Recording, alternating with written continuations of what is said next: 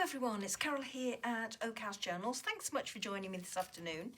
As you can tell from the bits and bobs in front of me, I'm going to do my Week 8 assignment for the 2023 Collage Weekly Planner project or challenge that's being hosted by Margarete Miller. And if you want any more information about that, then please look in the description box below the video.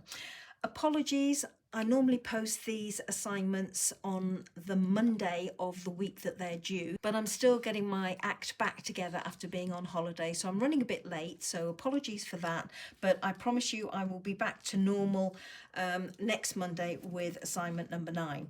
So I don't work in the official planner that Margarete Miller sells or a glue book. I just work on a sheet of lightweight cardstock, the same size as the pages in Margarete Miller's official planners. And all I've done is I've marked a border all the way around, roughly about 5mm or half a centimetre, and I will be working inside this border. Now, these are the bits and bobs that I've listed out for the prompts that we have for this week. So for the first one, something that has a plug. Now I decided I would think out of the box for this one. Rather than choose an electrical plug or an appliance that has a plug, I went for a plant because small plants are often referred to as plugs. So I've got this image, upside down image, I've got this image of a plant and I thought I would use that. It's very pretty and I think it's probably a mallow of some sort, and as you can see, one reason why I've picked it is because it's got a little wax seal in this bottom right hand corner of a tulip, and I just love this image and I thought that would be a nice focal point on my piece. The next prompt is a house. Well, I've got this envelope here and I thought that I would use this lovely image in this bottom left hand corner of a house. Third prompt, a photograph of your family or a family member. Well, I've lifted out 3 pictures because I couldn't decide, or 3 photographs because I couldn't decide which to use. I've got a picture here of my great-grandfather, and I've got a picture here of one of my uncles, very dapper gentleman, wasn't he? And I've got an image here of another much loved family member of ours, and again he's another uncle, and I've got 3 here to choose from. Not sure which one yet I'll want to go with, but yeah, I think they're all around about the right size or right scale for what I have in mind. The next prompt, a piece of a letter or a postcard. Well, I've got this letter card here, or letter postcard, and I thought I would use that. I'm leaning towards using the back of it rather than the front, but we'll see. I might decide on that, but initially I think I'm going to try and work with that side. Next prompt, stitching, real, drawn or stamped. Well, I'm going to stitch with my sewing machine on my piece when it's done. And the bonus was cursive. So I brought this back from my holiday and it was wrapping for a blind date with a book, and this is all cursive writing, so I thought something here might be nice, and I quite like this line here, a grand baronial house. I thought maybe I could put that underneath this image, but actually as I'm offering it up I'm thinking that that is going to be a bit too big compared with the scale of everything else I've got on my piece, but we'll see. I've got this lovely vintage letter. It's been written on graph paper. It's nicely yellowed or aged around the outside. It's only written in pencil, but I absolutely love it, so I might use a little portion of that on my piece. And finally I've got this. Now this is just a piece from an old brochure or magazine. I just like the colour, so what I thought I might do is use this as my backing piece. It doesn't quite go up to the border up there or at the bottom down there, but it does go out the border on either side here, so I will need to trim it down. So that's my first job. I'm going to mark it up and trim it down, and I'm not bothered, as I say, that it doesn't go down to the borders or the frame, top and bottom. So I'll be back when that's done. Okay, so that's my border just trimmed, or my background piece rather, just trimmed all the way around, and let's bring in the other pieces now. So I'm going to use the letter card and I'm planning to use this side. So what I'm going to do is I'm just going to cut this down the fold, pop this bit to one side because I'm not going to use that, and just need to trim that a little bit better. I may well tear away these perforations here, but we'll see for the time being. Let's have a look. These are my photographs. So you see, I'm loving this against this background, and even though this writing on here is red, I'm still liking it against this background. I'm not gluing this background down as yet because I'm going to stitch. I'm not quite sure where I'm going to stitch, but I'm going to stitch. I'm thinking I quite like that below this first dotted line here where you write in the name and address of the sender. Maybe a bit higher, I think. Yeah. I'm keeping it over to the left hand side so I can get my photograph in. I think as much as I'd like to get this uncle in, I think that image is going to be too big in terms of scale, so I'm going to disregard that one. And similarly, I'm thinking that I might disregard this one. I would trim this one down and get rid of the border. Yeah, that would work. Let's have a look at this one. Yeah, I'm liking this one a lot better. If I don't take away this perforated border, then I can still have this behind and leave the whole image showing. I could bring it up a little bit more, something like that. Yeah, I'm liking that, maybe a little bit lower. And then have this perforation line down the side of the picture. Don't want to trim this one down. Okay, so I've got to get this in somehow. I'm just going to rip this one down. So where's my ruler? Okay, so that's this piece ripped down. And what I think I'll do is trim it a little bit closer to that edge. I'm liking this initial layout and the placement of the photograph by that perforation line. I'm thinking that I might actually sew on my machine along that perforation line as well. I was initially thinking that I would just stitch around the outside of the background paper, and I still might do that. This, I'm thinking I would like to tuck in here and just have it coming out on this side a little bit. I think I want to trim it down this edge a little bit more, and maybe a little bit more of that edge so that I can lift it up, and it may well be that I need to trim that white border off the photograph. So let me just trim this house down first.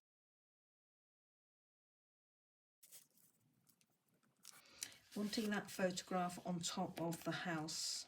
Yeah, I'm liking how that's looking, and now I need to try and bring this in. So I'm just going to move this to one side. I'm looking at this and wondering about ripping away that top portion up there along the perforation line. I'm feeling that I've got big area up here.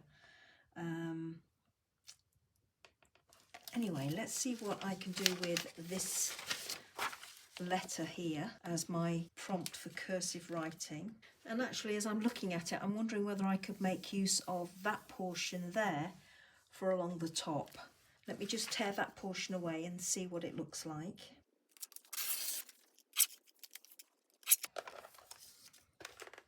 I've trimmed this down a lot bigger than I'm going to need, just so that I can just offer it up and see what looks best. And I can always reduce it. And yeah, that's definitely too wide, but I'm actually thinking that might be quite nice on there. So, name and address of sender, I'm just going to cover that up with my piece of cursive writing. Just have that across there, like that. I'm going to still leave that perforation line because I'm still thinking that I would like to sew it, in which case I can leave that top portion. I'm going to trim this piece of paper, the cursive writing paper, down a little bit more so that it sits inside the confines of the postcard. So what I'm going to do now is I'm going to go away and I'm going to do that stitching over the perforation line, and I'm also going to do a row of stitching around the outside of this background card as well, and then I will be back.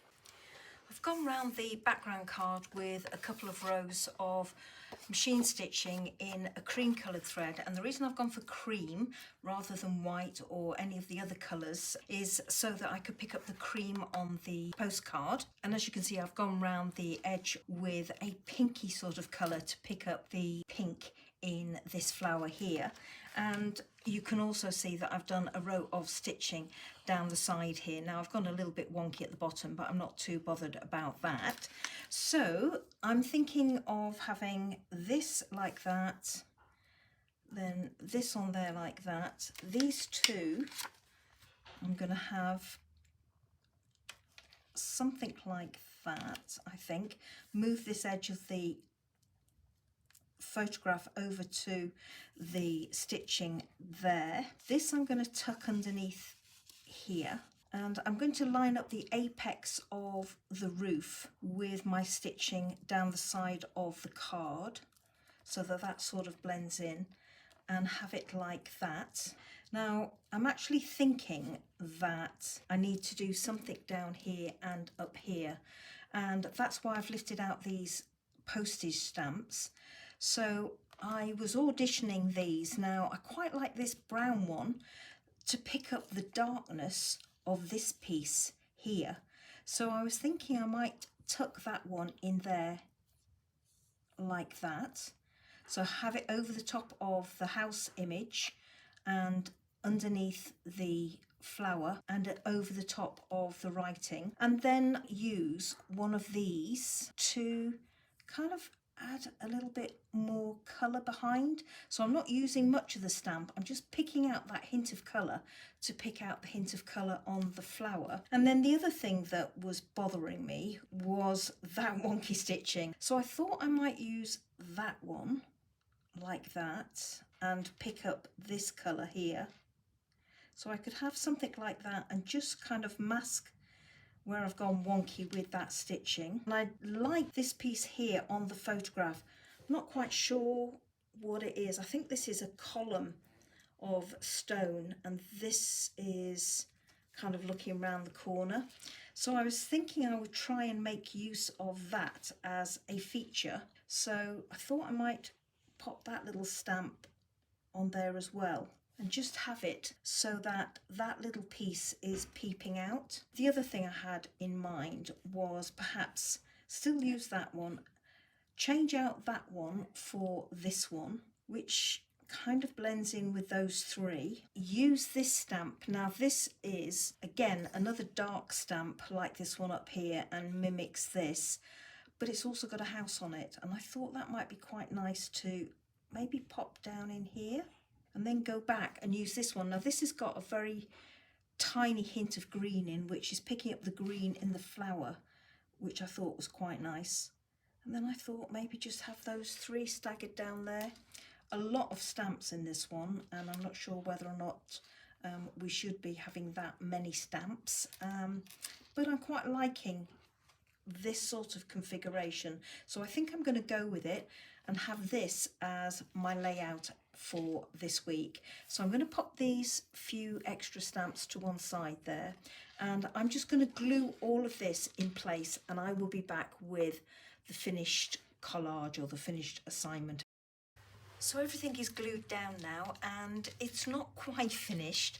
I popped this little stamp down in the bottom here, and I just felt that I wanted to have the same stamp up in this corner for some reason. Not sure why, I just felt like I needed it. I went all the way through my stamp box or stamp stash, and I didn't have the identical stamp, but I did have these, and they are almost the same green as that. This is perfect. So what I'm going to do is I'm going to put that little stamp down there, and luckily I had two of the same stamps, so I'm going to put this one up here, and as you can see there is a window in the roof set into the roof there, and I'm just going to pop this over the top like that so that I've got staggered edges of those stamps, and I'm just going to line the top up with this piece here. and then I'm going to call it a day. And for me, for some reason, that seems to sit better. These things sometimes I find are just gut instinct, what I find pleasing. I don't know why I do them, it just feels the right thing to do. And that's why I've decided to do this with this particular one.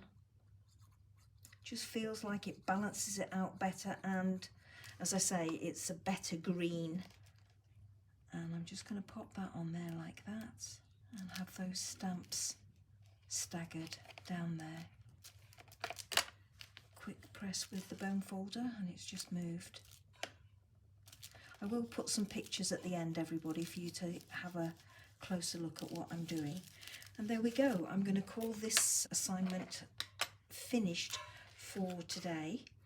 And the prompts, something that has a plug, well, plants have plugs, a house, I've got my house here, and also this stamp has a house on it down there. A photograph of your family or family member, well, I've got a photograph here. A piece of a letter or a postcard, well, if you remember, that was my letter card in the back there.